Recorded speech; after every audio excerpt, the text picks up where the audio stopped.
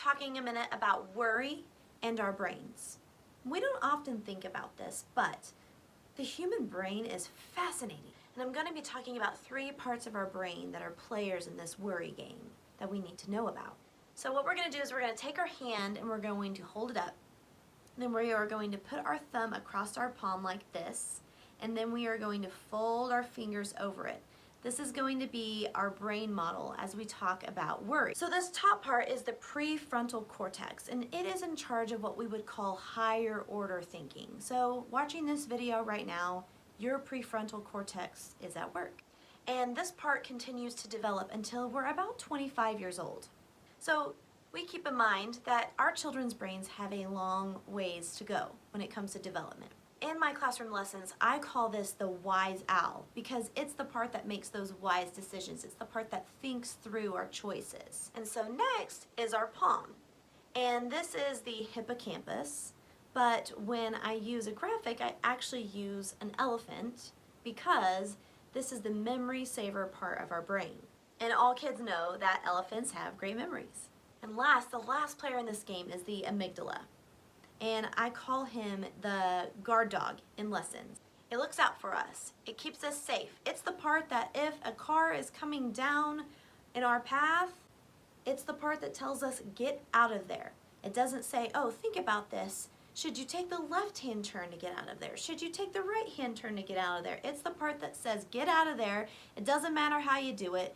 Just go. So while the amygdala is a very helpful part of our brain, it goes off even when we're safe sometimes. Especially for kids who experience worry, when their amygdala flares up, you are going to see a fight, flight, or freeze response. The problem is when the watchdog barks when we're safe, it scares away the wise owl, and the memory saver part of our brain cannot hear to think straight. As we're wrapping it up, as you are teaching your child to cope with worry, you need to engage the wise owl as much as possible by fact-checking worry and asking lots of questions.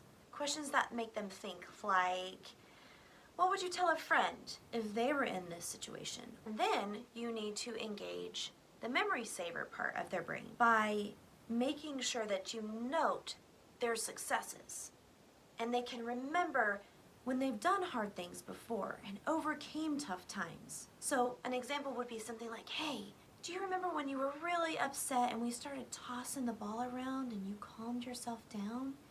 You overcame worry. You calmed yourself down. You did that. Great job. You showed some power over your worry brain today.